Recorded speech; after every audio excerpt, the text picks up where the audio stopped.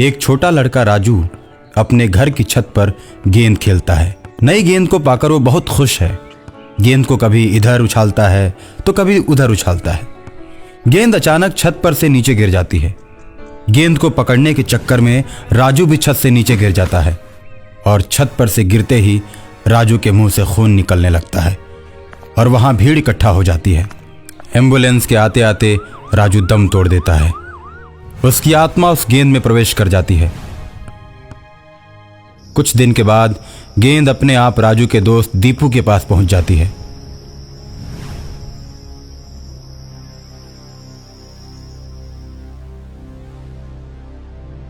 दीपू भी गेंद से खेलने लगता है और अचानक एक रात राजू दीपू को जगाता है। उसके हाथ में गेंद होती है।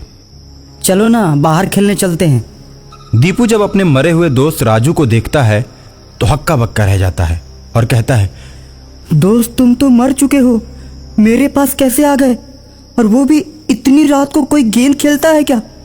मुझे सोने दो, कल सुबह उठकर मुझे स्कूल भी जाना है। यार मेरे साथ कोई नहीं खेलता, मैं एकदम अकेला पड़ गया हूँ।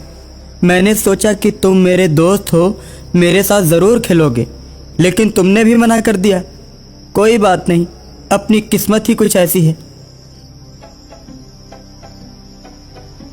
ऐसा मत कहो दोस्त, मैं तुम्हारे साथ ज़रूर खेलूँगा। संडे को जब स्कूल की छुट्टी रहेगी तब तुम मेरे पास चले आना और मैं तुम्हारे साथ खेलूँगा, ठीक है? एक दिन स्कूल में छुट्टी होने के बाद दीपू घर की तरफ जाता है। उसके स्कूल के ही 2-4 बदमाश लड़के दीपू को मारने की फिराक में लग जाते हैं और दीपू को सुनसान रास्तों में अकेले पाकर मारने लगते हैं। राजू को इस बात की जानकारी हो जाती है और राजू की आत्मा दीपू की मदद करने के लिए पहुंच जाती है। राजू दीपू की आत्मा में प्रवेश कर जाता है। उसके बाद दीपू सब पर भारी पड़ने लगता है और चारों को मारकर गिरा देता है। उसके बाद वे चारों भाग जाते हैं। सभी के भाग जाने के बाद दीपू के सामने राजू आता है और कहता है, दीपू यार, ये चारों बहुत बदमाश लड़के हैं। आज तो मैंने सिर्फ इनको मारा है और छोड़ दिया। अब दोबारा अगर तुमको छेड़ेंगे ना तो इनका गला दबाकर हमेशा के लिए मार दूंगा। तुम्हें कोई नुकसान पहुंचाता है तो मुझे अच्छा नहीं लगता। इसी तरह दोनों बातें करते हुए आगे बढ़ते हैं। कुछ देर में दीपू अपने घर आ जाता है और राजू की आत्मा गायब हो जाती है। अगले दिन फिर स्कूल में चारों लड़के मिलकर दीपू को खूब मारते हैं। दीपू अचेत हो जाता है। दीपू के पापा को जब इस बात की खबर होती है तो प्रधानाचार्य से शिकायत करके दीपू को हॉस्पिटल ले जाते हैं।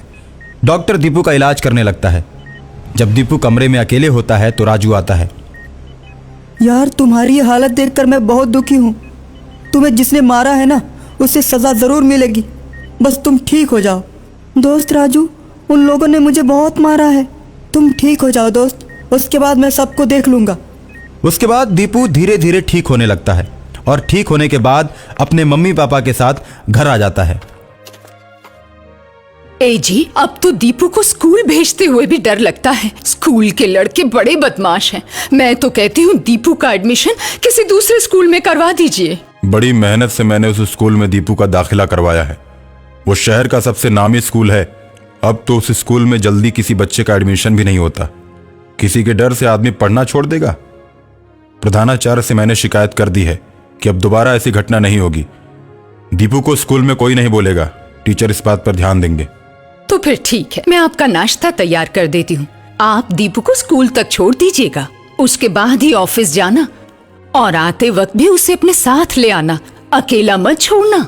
और अगर आपको आते वक्त लेट हो जाए तो सिक्योरिटी से बोल देना। स्कूल की छुट्टी हो जाने के बाद वो दीपू को अपने साथ रखेंगे। ठीक है ठीक है। कुछ देर में नाश्ता तैयार हो जाता है और टिफिन लेकर दीपू और उसके पापा चल देते हैं। दीपू को स्कूल छोड़कर उसके पापा ऑफिस चले जाते हैं। दीपू जैसे ही स्कूल में बैठता है सभी लड़के उसे देखने लगते हैं। चारों शैतान लड़के प्रधानाचार्य के कहने के बाद भी नहीं सुधरते और स्कूल के बच्चों को मारते रहते हैं। एक दिन प्लेग्राउंड में दीपू के साथ चारों लड़के भी क्रिकेट खेलते हैं। चारों ग्राउंड में खेलते समय बाकी सभी लड़कों को तंग करते हैं और खेल खेल में बॉल से लड़कों को मारते हैं। राजू जब इस तरह की बात देखता है तो उसे बर्दाश्त नहीं होता। वो ग्राउंड में दीपू की आत्मा में प्रवेश करता है। दीपू बैटिंग करता है और उधर से बदमाश लड़के बॉलिंग करा रहे होते हैं। दीपू उनके बॉल पर बैट से करारा शॉट लगाता है। चारों में से एक शैतान बच्चे को जाकर बॉल लगती है और वो प्लेग्राउंड में गिर जाता है और उसके बाद वो चारों दीपू पर टूट पड़ते हैं। राजू की आत्मा के प्रवेश करने के चलते दीपू के शरीर में शक्ति आ जाती है और प्लेग्राउंड में ही दीपू बैट से चारों को मारते मारते उन्हें मौत के घाट उतार देता है। खेल देखने वाले सभी लोग आश्चर्य में पड़ जाते हैं। इस तरह दीपू के दुश्मनों से राजू बदला ले लेता है और अपने दोस्त की हमेशा मदद करता रहता है।